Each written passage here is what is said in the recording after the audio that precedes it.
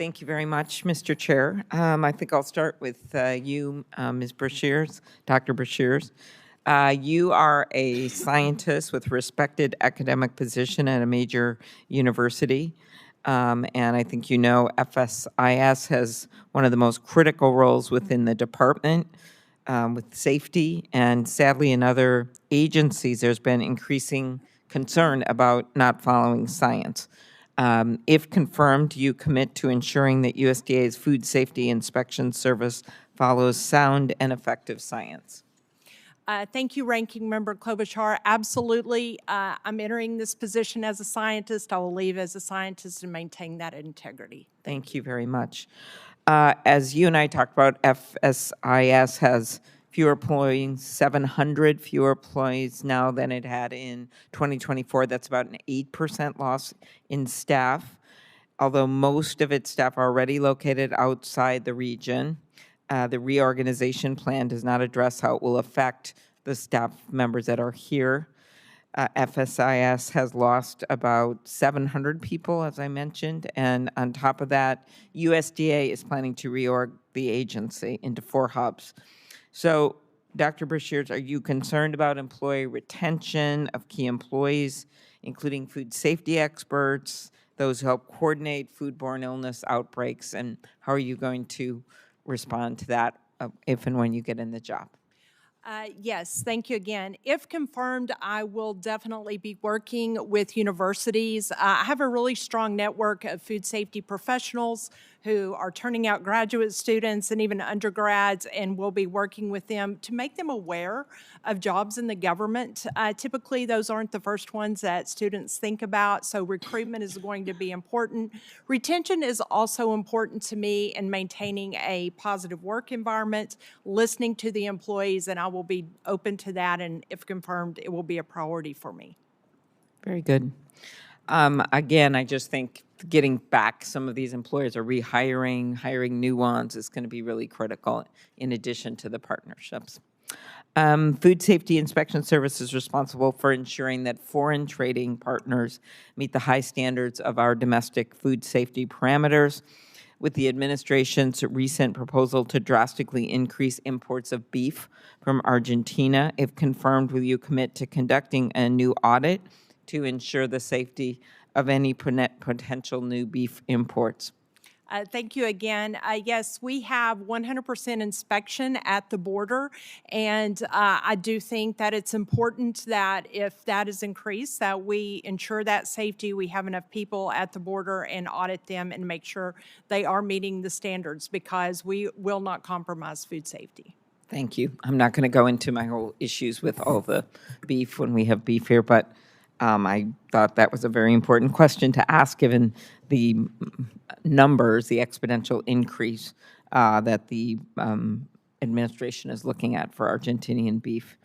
In 2009, you and I talked about this, a salmonella outbreak in peanut butter led to 9 deaths, including 1 in Minnesota. I got very involved, worked with Senator Isaacson at the time because the company involved in this that was people were later prosecuted was located in Georgia, and he rose to the occasion, and we worked together to have these centers of excellence on foodborne illnesses. If confirmed, will you commit to working alongside with other public health agencies? And I know you talked about the universities and your relationships, but also the FDA and CDC to investigate and protect consumers.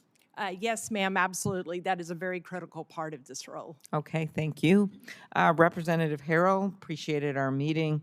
I think you know, not just from me, but from other members, that there are several requests for information that our office and our staff and other offices have made to the Office of Congressional Relations. We haven't received a response yet.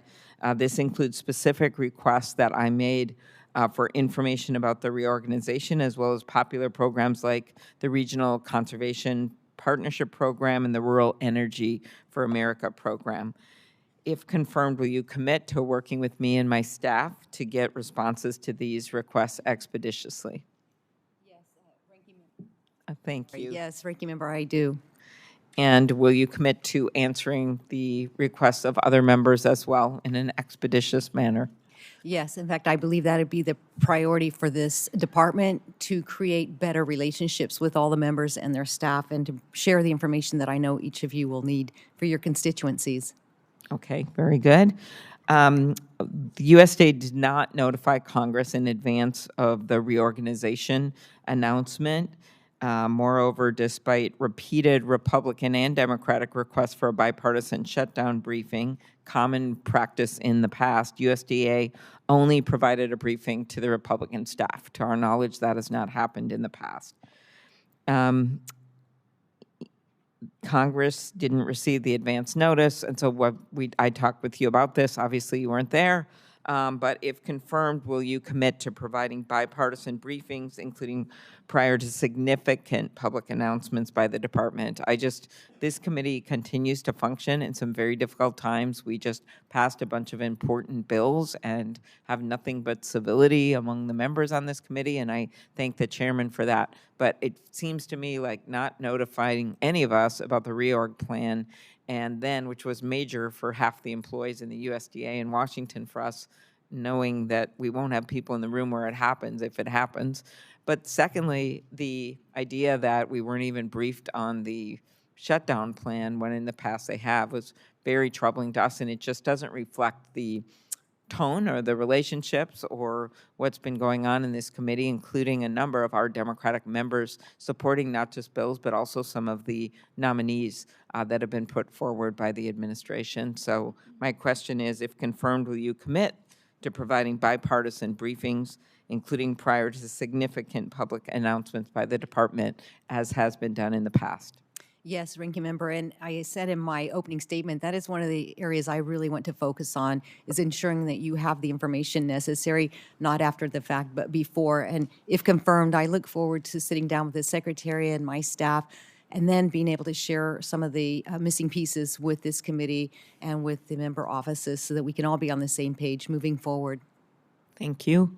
Mr. Walk, I know you have held career positions under both Republican and Democratic administrations. We talked about that. But you have only held political or policy leadership roles under President Trump. How will you maintain the necessary objectivity required to conduct meaningful oversight as an Inspector General? Ranking Member, thank you for that question.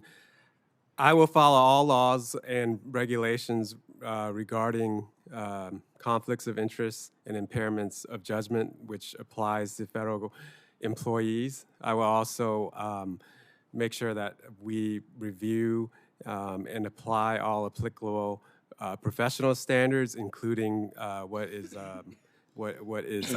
provided in the Yellow Book, and as well as the AICPA, as well as judicial rules to make sure that we have auditor independence as well as investigative independence. And if confirmed, your office will conduct audits, evaluations, or investigations of programs or policies that you help put in place. How will you handle any conflicts of interest? Ranking Member, thank you for that question. I would follow all rules related to conflicts of interest within the federal government, and I will also rely on the advice of counsel. And we also have an Office of Compliance and Integrity, which makes sure that we are following all professional standards, and I will make sure that I consult as appropriate with that office as well. Thank you. I've gone over my time, and our colleagues are waiting, and I'll put the rest in writing, and I will also direct questions to your 4 daughters. No, I'm kidding. Thank you.